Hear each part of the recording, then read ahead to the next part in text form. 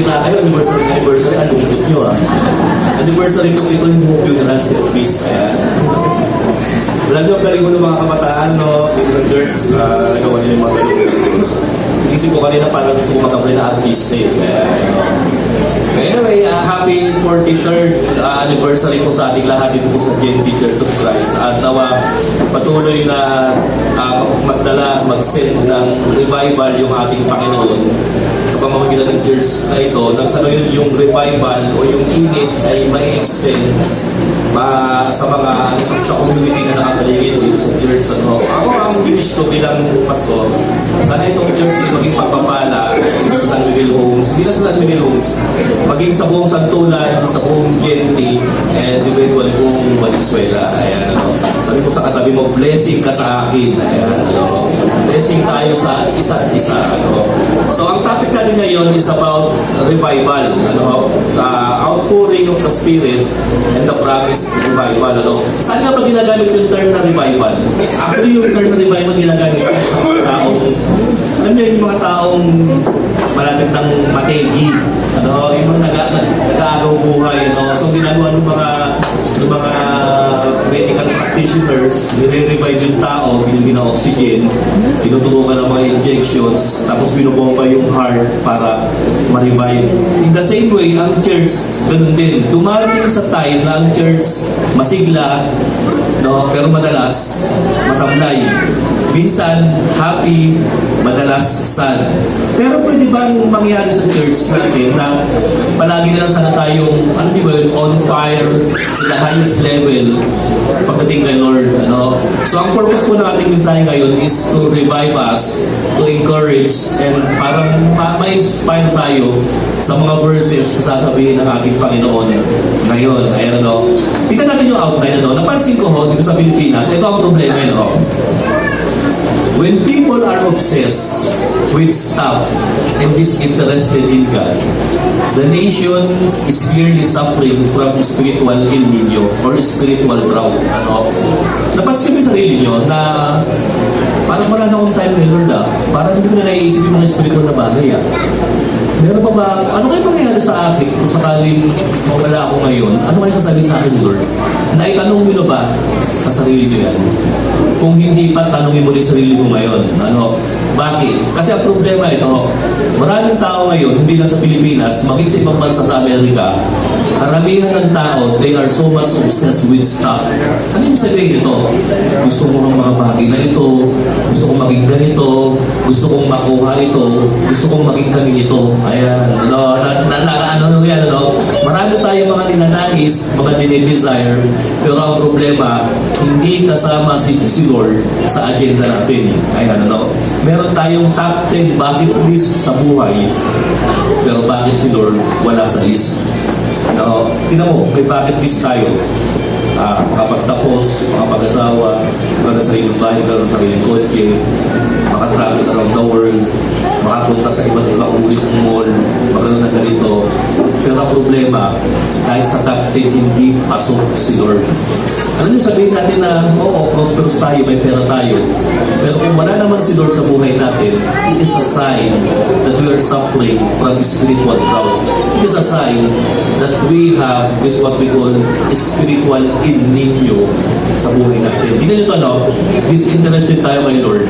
Ang mga nagpapagising ng dugo natin, alam nyo kung ano yung mga intriga sa politika. Ayan, ayan, nakita natin yung mga video ni Vice President, yung mga patama ni President, yung mga followers nila, nagrarally yan. Minsan yan yung nagpapangat ang buhay natin, no? Kaya nakakalungkot, hindi po yan yung nais ng ating Panginoon. Ang nais ng Panginoon, magbalik tayo sa Kanya. Maranasan natin siya, maging sanggang dikit tayo sa ating Panginoon. So remember, when people are obsessed with stuff and disinterested in God, the nation is clearly suffering while El Nino. Wala tayong pake sa ating Panginoon. Kaya nga ang pivot na kanta natin ngayon, alam nyo kung ano, yung kanta ni Bruno Mars sa ni Rosé. Pati. Kasi wala kang pakialam eh. Pati, o diba? Aha, gumagano'ng paano. So dito po, basa natin yung verse. Isaiah 43. Pasensya na ako sa boses ko, kasi nagano ako eh. Ewan ko bakit naging ganito eh. Para ako nagbibinata. Ayan. 43 verses 3 to 5, let's read yung verse. Ito yung pangako ng Panginoon. Sabi niya, "For I will pour water on the thirsty land." Ayan, and streams on the dry ground. Sabi niya, ibubuhos ko ang tubig saan? Sa uhaw na lupa. At gagawa ko siya ng streams o parang tubigan doon sa tuyot na lupa. "I will pour out my spirit on your offspring and my blessing on your descendants." Sabi niyo, din ng Panginoon, yung binabanggit ng tubig na ipapadala sa tuyong lupa, yung kanyang Espiritu Santo saan? Sa mga descendants ng Israel. Sa verse 4, ito sabi niya, "They will spring up like grass." Tutubo raw sila na parang mga damo in a meadow doon sa isang field, like a poplar trees by flowing streams. Meron pa bang verse 5? Ayan. "One will say, I belong to the Lord. Another will call himself by the name of Jacob. Still another will write on his hand, the Lord's," sabi ganon, "and will take the name Israel." I-analyze natin itong verse. May sila itong message natin. Tingnan natin dito, sa outline. Kanino ito sinabi? Ayan. Of course, sa Israel. Sa Israel, in a condition na kapag sila'y nagbalik loob sa Diyos, ipapauna ng Panginoon yung kanyang Espiritu. Aside from that, alam mo ako kanino? Sa mga taong sumusunod at willing sumunod kay Jesus Christ. Sa mga descendants ng anak ni Israel. Sa mga offspring ni Israel. At alam niyo ba kung sino ang offspring ni Israel? Tayo, yung mga Kristiyano. So, biruin nyo, ito palang pangakong ito, hindi lang pala ipinangako nung panahon ni Isaiah, ipinangako rin sa panahon natin. Alam niyo kung ano pangako ng Panginoon? Ibibigay niya, pauunahin niya ang kanyang Spirit sa ating mga buhay na tuyot. Ayan. Sabi, tuyot to yung buhay natin. Itignan mo ang katabi mo kung tuyot, mga kapatid. Ayan. Actually, pagka tuyot na tuyot yan, hindi lang lotion ang kailangan niyan. Hindi lang ligo ang kailangan niyan. Hindi lang electrolyte o ano ang kailangan niyan o tagilog Gatorade ang kailangan niyan. Ang kailangan niyan ng Spirit of God para ma-revitalize, ma-replenish, tsaka ma-refuel yung bukso ng damin natin. Ayan, Ang tanong ito, saan nga ba tayo natuyo? Natuyo tayo saan? Sa problema sa buhay, natuyo tayo sa stress, nakarag tayo sa mga challenges ng trabaho, natuyo ang ating isip, kakaisip sa mga alalahanin natin, sa mga sakit, sa mga financial crisis, sa mga emotional problems na naranasan natin sa ating mga karelasyon. Yan, dyan nangyayari ang drought, ang pagtutuyo. Ito ang tanong pangalawa, what is the promise? Sabi ng Panginoon ng pangako, "I will pour out my Spirit." Listen to this. Pansinin yung pangako, ang sabi pour, hindi sprinkle, hindi drop. Hindi sinabing iwiwisik ko ang tubig, iwiwisik ko ang Espiritu, hindi eh. Hindi sinabing papatakan ko kayo ng Espiritu, hindi eh. Pag sinabing pour, talagang bubuhusan. Pag sinabing pour, lahat ng part ng buhay nyo mababasa. There is nothing inside of us that God cannot reach when He pour His Spirit in our life. Tama ko ba? So kung ano man yung pinakatuyot na parte ng buhay mo, be ready. Receive Jesus, accept God, invite Him, and He will pour His Spirit in you, and even the driest part of your life, kapatid man, experience mo ang revival, ang awakening na ibibigay ng ating Panginoon. Dito po, ano ang epekto ng spiritual outpouring? Meron akong 4 na naisip apat na nakita po dito maging sabay, ito biblical po ito. Number 1 ito, our fears are taken away. Ayan. Kailan nangyari ang outpouring of the Spirit? Actually, doon sa Acts. Tandaan natin that when Jesus Christ died on the cross, His followers were persecuted. Alam niyo ano nangyari? Yung kanyang disciples, yung kanyang followers, natakot. Kasi baka isusunod sila, igagaya sila kay Lord. Pero anong sabi ng Panginoon nung siya umakyat papuntang langit? Sa Acts 8, sabi ng ganyan, but you will receive power from the Spirit. Ano? And you will be my witness in Jerusalem, Samaria, and to the ends of the world. So, biruin mo, no, merong promise pala ng ating Panginoon. No? Takot na takot ang mga disciples. Si Peter, alam niyo ito matindi kay Peter eh. Nung natatakot siya, 3 times niyang dininay si Lord. Tandaan niyo, not once, not twice, but thrice. Pero alam niyo, nung natanggap nila ang outpouring of the Spirit, Peter began walking on the streets of Jerusalem, unafraid, undaunted, with boldness. Talagang ang tapang-tapang niya, wala siyang pakialam kahit i-persecute siya. Bakit? Anong epekto? Kasi merong Spirit. In the same way, ang tao, tayo, kapag ka tayo ay nasa-merge o yung takot na puso mo ay na-marinate sa Holy Spirit, alam mo yung takot, hindi mo na iisipin eh. Bakit? Secured ka kay Lord because of His Spirit. Secured ka kay Lord dahil alam mo na mahal ka niya. Hindi ka na makakamba, hindi ka na mag-iisip ng anong mangyayari sa kinabukasan, may mangyayari pa ba, may pagbabago pa ba, anong mangyayari sa pagtapos ng mga senatorial election, titino pa ba ang bansa Pilipinas? Hindi ko eh. Isipin natin na kapag ka nasa alin ng Panginoon at kapag ang Panginoon ay binuhusan ka ng Espiritu sa buong bansa, grabe, the fear of the Filipinos will be taken away. The fear of every Christian will be taken away. So number 1, epekto, yung takot nawawala. Ito pangalawa. No? Pangalawa ito po. Number 2. Sige, tingnan natin. Our longings are satisfied. Ayan. Marami tayong cravings eh. Ayan. Tanongin ka namin mo, ano yung cravings mo? Ano ba yung gustong-gusto nyo ngayon? Yung iba sa inyo, parang nakita ko fried chicken. Ayan. Okay, mangyayari mamaya meron tayo niyan. Pansit. Hindi. Aside from physical cravings, food, actually, ang ibang cravings natin, pag-ibig. Ang iba, attention. Ang ibang cravings natin, forgiveness. Ang ibang cravings natin, acceptance. Ayan. Ang ibang cravings natin, healing. Tama po ba? Ang ibang cravings natin is breakthrough. Saan? Sa career, sa finances. Pero ano yung church? Pag ikay na kay Lord na, yung mga cravings na yan, bagamat hindi isasatisfy ni Lord directly, pero masasatisfy, it is simply because of the presence of Christ in your life. Actually, pag tinagap mo si Jesus Christ bilang tagapagligtas mo, hindi mo mawawala problema mo, nandiyan pa rin yan, baka nga lumalapit. Actually, pag tinagap mo si Jesus sa buhay mo, hindi ka naman agad-agad magkakajowa eh kung loveless ka, mga kapatid, itong February 14. Tama mo ba?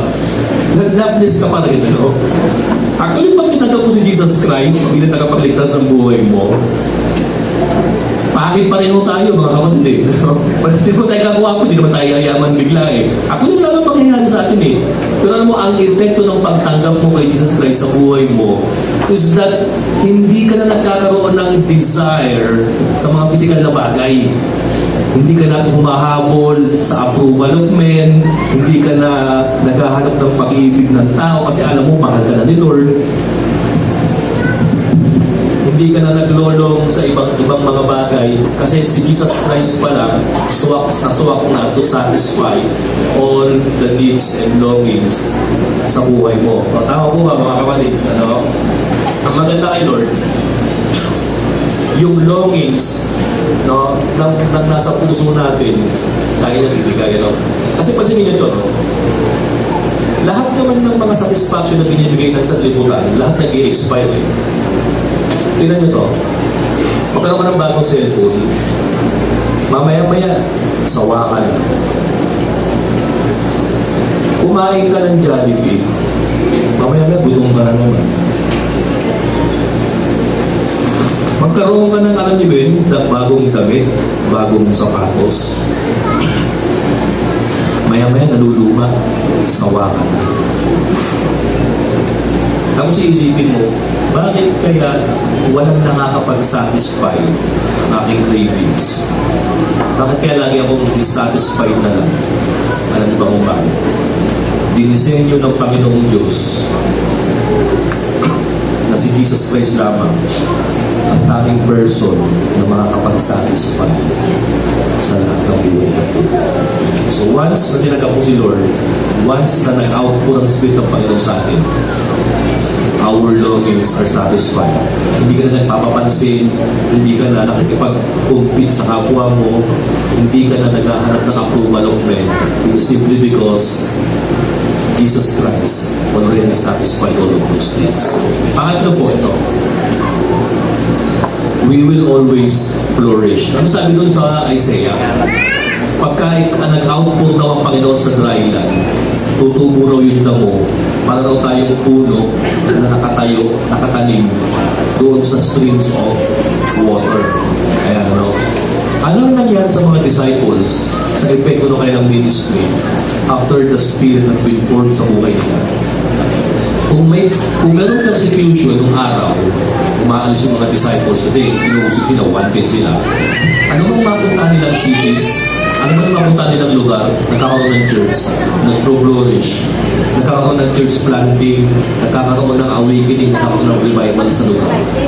In the same way, kapag tayo nakadepende palagi sa Espiritu Santo at talagang hinayaan natin si Jesus Christ will irrigate or will touch the driest part of our life, tandaan natin, may malaking epektong pagbabago sa buhay mo. To the point lang na kung saan nandun ka, gumaganda yung alin, gumaganda yung ambience, gumaganda yung vibes. Alam mo yung sumasaya yung mga tao kasi merong alagad ng Diyos na nagpupunta dyan sa lugar na yan. Ano? Ako, meron akong anak yung pangalawa. Na-diagnose siya na merong autism. Ano? So, hindi namin siya pinasok agad sa normal na paaralan. Diyan namin pinasok sa special education na sa JNT. Ako ang naatasan ng aking misis na maghatid sundo kay Julia. So, ang pinagpapasalamat ko kay Lord, ang nakaliling ko ng bata dati delay, ngayon nakakasabay, nakapagsalita na, marunong mag-number. So, ang pansin na namin sa kanya, medyo delay lang yung edad. 6 na siya, pero ang edad niya parang 4 na taon. Manaro pa, tsaka nilalaro mag-isa, mahilig pag ano. Doon nandun ako sa school, nakita ko ibang conditions ng mga special children dyan. Meron doon, merong Down syndrome, meron doon may mga problema sa motor skills, no? Meron doon may problema, ano tawag doon yung parang hindi nila makontrol yung mga kamay nila, involuntary gumagalaw, yung mga ganun. Ano yung nadurog ang puso ko And when I am observing the other kids, sabi ko, Lord, wala akong nagawa kung di mag-pray. Habang pinignan ko sila, I am saying a prayer for them. Sabi ko, Lord, I pray, Lord, palakasin yung mga magulang, pananampalataya, para maalagaan ang mga anak nila. And I pray, Father, na sa mga conditions ng mga bata rito, sana po, Panginoon, mag-improve. Alam niyo po, church, dapat ganyan ang mission ng bawat Kristiyano. Whenever we go in a certain place na mayroong spiritual drought, na mayroong pangit na pangyayari, na mayroong hindi magandang pangyayari, dapat may mga Christians na nakadeploy dyan, praying for the people. Praying, encouraging, loving the unlovable, touching the lives of the lost. Dapat po ganyan ang gagawin natin. So, balik tayo sa outline. Pagka ang Espiritu ng Diyos ay naibagsak pa sa tao, saan man pumunta yan, they will flourish, mga kapatid. And then pang-apat, ito po, we will overflow with love. Totoo po yan. Pagka ikaw ay alam niyo ba yun, napuspos ka, na-overwhelm ka ng Holy Spirit ng Panginoon, you will be able to love the unlovable. Yung bang hindi ka na naiinis? Hindi ka na napipikon sa mga classmate mong bully, hindi ka na naiinis sa mga irritable tao sa kapaligiran mo, kahit na hinihirapan ka, hinihingitian mo na lang, dati pinapatulan mo din, ngayon, you will understand, you will love them, you will pray for them, kasi nga ang pag-ibig ng Diyos nag-overflow. So ito pala, back tayo dun sa ating verse. Pag sinabi ng Panginoon na in-outpour niya ang Spirit niya, tandaan niyo outpour, pour, hindi drop, hindi sprinkle, buhos, talagang mababasa ka, no? Ano ang resulta? Good things happen. Whenever the Spirit of the Lord comes, good things happens next, mga kapatid. Ano? Tignan pa natin dito karugtong. Ano? Sa John 7:37 to 39, actually, in-anticipate ng Panginoong Jesus yung sinabi ko kanina dun sa Isaiah 43. Basahin natin, ano? Another result ng outpouring of the Spirit. Ito sabi ng Panginoon, ano? On the last and greatest day of the feast, Jesus stood and said in a loud voice, "If anyone is thirsty, let him come to me and drink." Grabe, no? Sabi ng Panginoon, nung merong feast, festival, sabi dito sa mga tao, ang sino bang uhaw na uhaw, lumapit siya at uminom. Verse 38, whoever believes in me, as the scripture has said. Yun yung binanggit ko ngayon sa Isaiah 44:3-4. Ito sabi niya, streams of living water will flow from within. Ang sino bang parang uminom kay Kristo, pag sinabi ko uminom, i-receive si Kristo, yung living water dadaloy sa Kanya. Actually, ito yung sinabi ng Panginoon doon sa Samaritan woman na nag-iigib Ano? Verse 39. By this, He meant the Spirit. Yung tubig pala, ay ibig sabihin dito, pinapertain ng Panginoon dito, yung Holy Spirit, ano? Whom those who believe in Him were later to receive up to the time the Spirit had not been given since Jesus had not been glorified. Tingnan natin yung verse. Ano? Basahin natin. Doon tayo sa outline. Ano? Sige. Ito ang tanong. Who are the invited? Sino yung sinabihan ng Panginoon na come and drink? Alam niyo kung sino? Yung mga nauuhaw. Uhaw saan? Hindi lang sa tubig. Hindi lang literal na tubig. Actually, hindi naman literal na tubig kasi sinasabi ng Panginoon dito Uhaw kanino? Uhaw saan? Ito yung mga taong uhaw sa pag-ibig. Uhaw sa appreciation. Uhaw sa attention. Uhaw sa spiritual breakthrough. Uhaw sa healing. Uhaw saan? Sa emotional, sa emotional health. Yan. Uhaw saan? Uhaw sa financial, sa financial breakthrough. Ganun, Marami tayong kauhawan dito sa mundong ito. So number one, ang invitation ng Panginoon, lahat ng nauuhaw. Ito ang tanong, saan na kayo nauuhaw? Siguro mga kabataan ngayon, kapatid, uhaw sa pag-ibig, uhaw sa mataas na grade, uhaw sa acknowledgement, uhaw sa attention. Siguro ang mga may edad ngayon, yung mga senior, saan? Uhaw saan? Uhaw sa appreciation.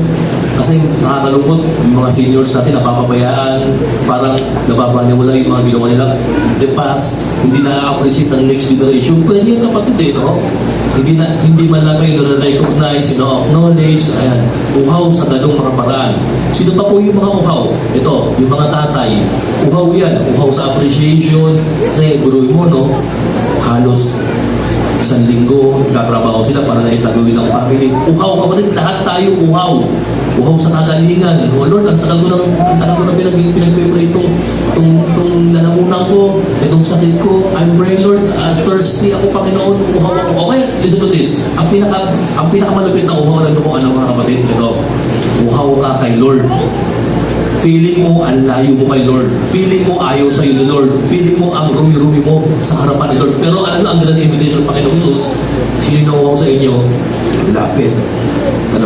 So this invitation was for those people who are thirsty. Alam niyo mga kapatid, ang kagandahan pag ikay uhaw.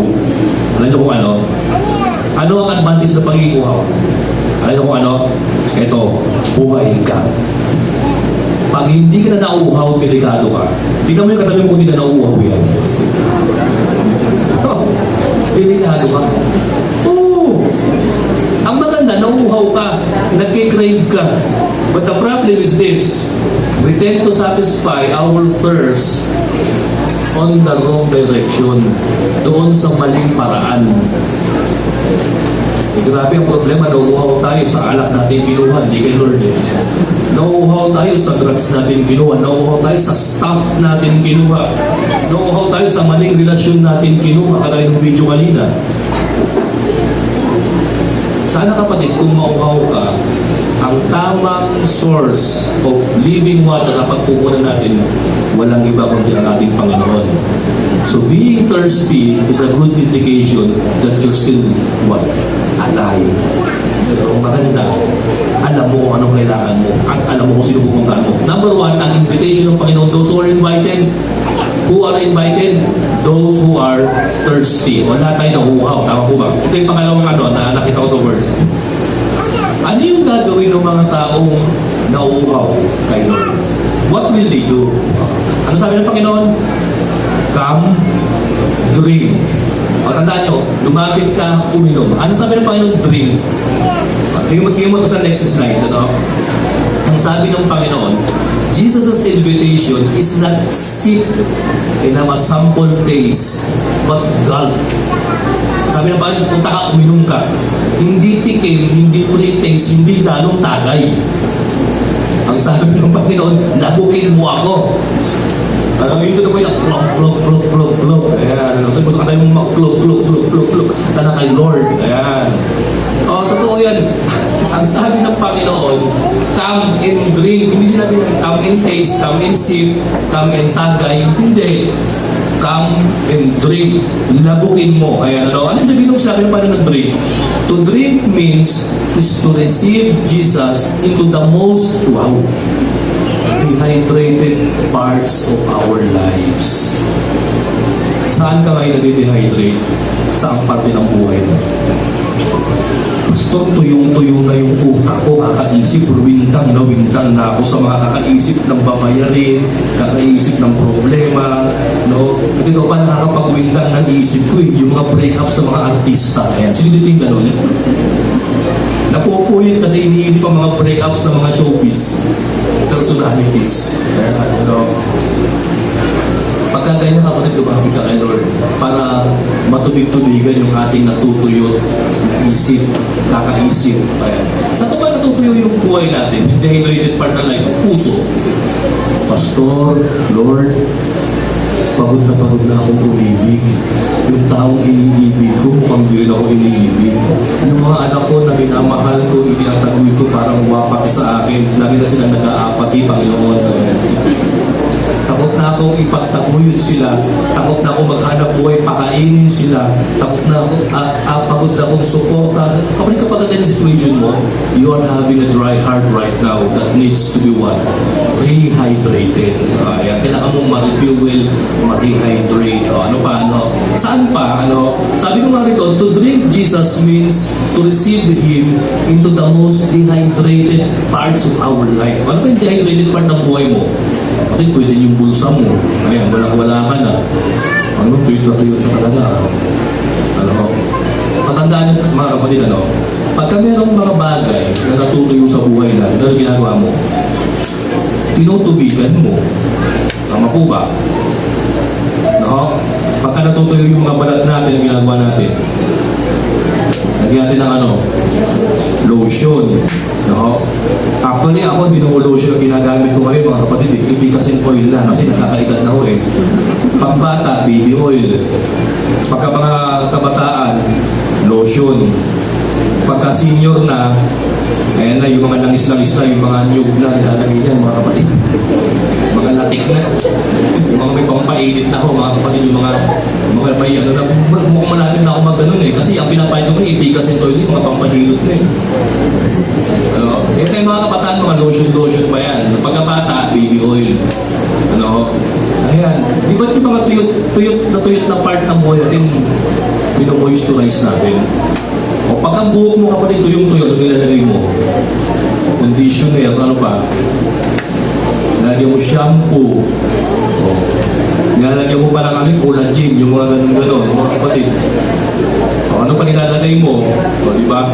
Pagka ang balat mo natutuyo, nangingitim na, o, ano ginagawa mo? Nilalagyan mo ng glutathione, o kaya malatayon, mga kapatid. So, di ba nilalagyan natin ng mga ganun? O, di ba?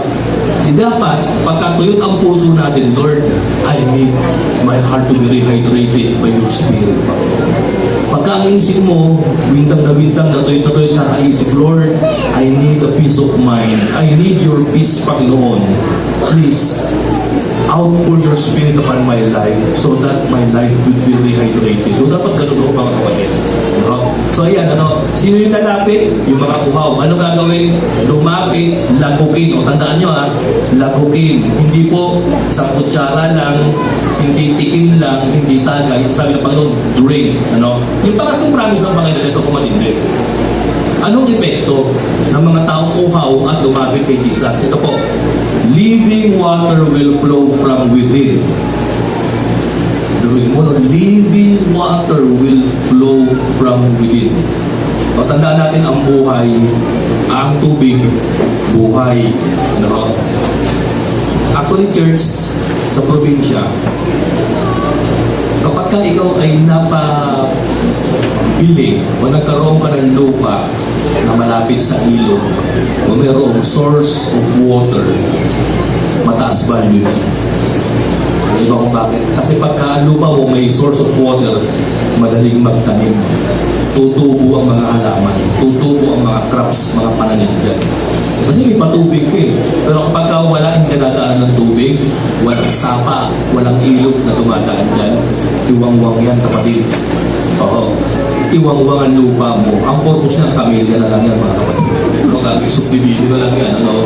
Ayan, So, ang epekto pala, mga kapatid, ng tubig sa buhay natin, yung tubig, yung living water ni Christ, it will flow from within.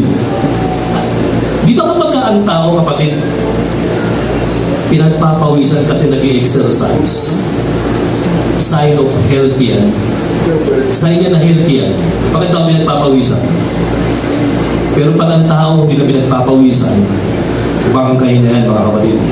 Totoo ho yan. Pagka hindi na pinagpapawisan, o kaya, pansinin nyo, in other words, pag nasa atin si Jesus Christ, yung living water will flow from within it. It will manifest from the inside out.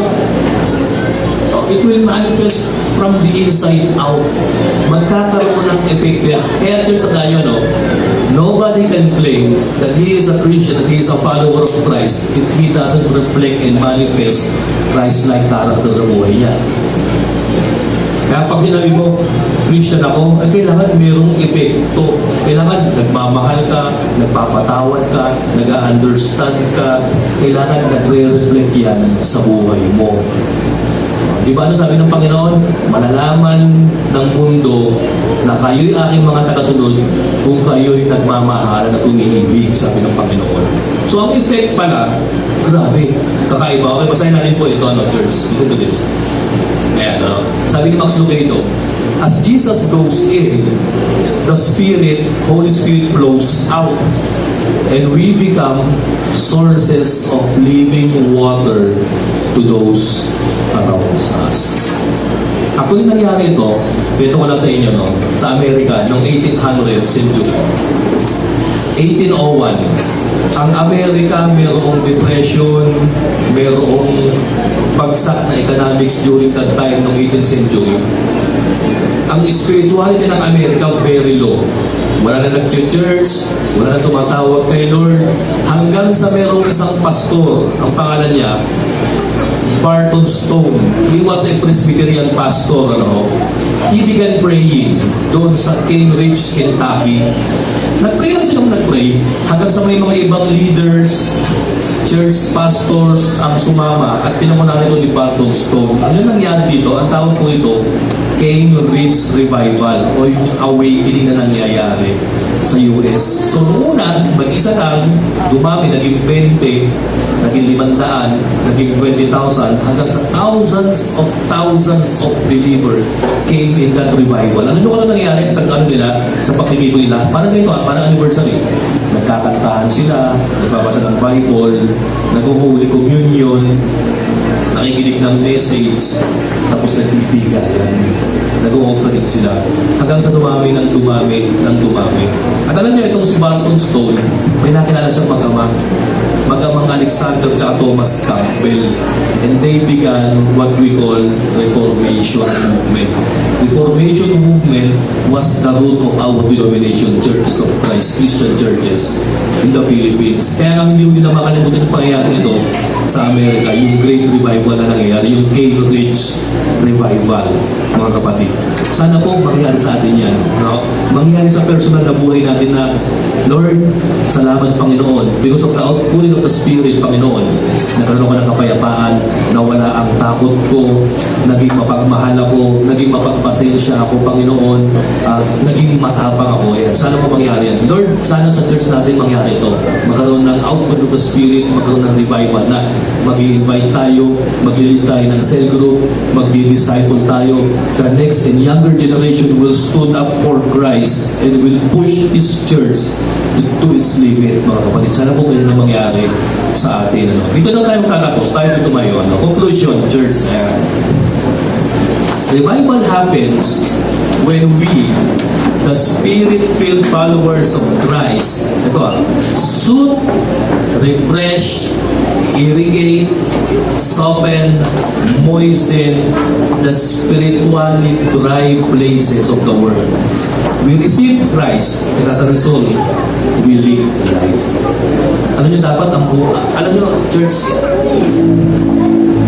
may mga struggle tayo. May financial struggle tayo, may health struggle tayo. Pero these are not valid reason para hindi tayo mag-bring ng buhay sa society.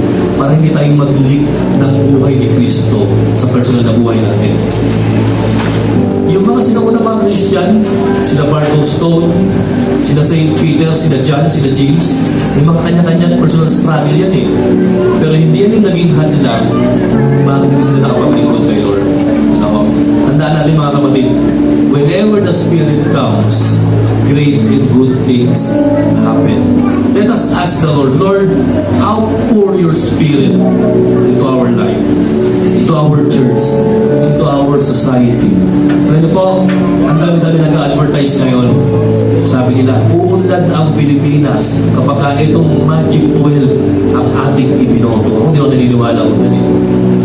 Hindi na ako naniniwala dyan. Uunlad ang Pilipinas kapag ang lahat ng Pilipino lumuhod, umiyak kay Lord, humingi ng revival, humingi ng tawad sa Diyos. At sinabi, Lord, uhaw na kami mga Pilipino. Uhaw na kami, hindi sa material na bagay. Uhaw na kami sa inyo. Lord, we want to have personal relationship with you. We want to have spiritual breakthrough sa buhay natin. Lord, gusto ko, Panginoon, na ma-overcome ko yung kasalanan. Gusto ko mag-improve yung aking character. Gusto ko, Lord, gumaling ang aking mga sakit. Alam niyo, ang mahagawa lang yan. Hindi po government. Si Lord. Ask the Lord, Lord, please, ipur mo ang Espiritu mo ngayon. No? Typing mo po, no? Lord, narito Panginoon ang inyong mga anak. Uhaw sila, Panginoon. Hindi ko alam, Lord, kung ano yung struggle nila. Hindi ko po alam kung ano yung driest place sa buhay nila. Only you knows it, Panginoon. Kailan nakakalam. And I pray, Father, oh God, kaawaan niyo po kami, Panginoon. Mahabag po kayo pang sa situation namin right now. Lord, kung paano kayo nangako kay Isaiah, kung paano yung binanggit, Father, yung inyong promise sa John 7, Lord, we're claiming it, that whenever your Holy Spirit comes, living water will rush in through our lives, Panginoon. We will live life, Panginoon. Magsisigaw ang buhay sa bawat buhay namin, Panginoon. We will touch life, we will love people, Lord, we will embrace people, we will encourage them, Panginoon. Na sana, Panginoon, itong church na ito, Lord, whenever meron, Panginoon, mga tuyong buhay at tuyong lugar dito sa society, sa GNP, Panginoon, na Lord, magsilbi kaming irigasyon, Panginoon, naluhin, Lord, ng livings of water. Taga-introduce kung saan makikita, Panginoon, ang tubig na nakakapoy sa tagbibigay buhay, Father. Lord, I pray, Panginoon, right now, sa aking mga kapatid, sa aking mga bisita, Panginoon, kung meron mo silang struggle ngayon, karamdaman, in Jesus' name, O Lord, in Jesus' name, Panginoon, pagalingin niyo sila, Panginoon. We're claiming healing, Father. Kung meron mo silang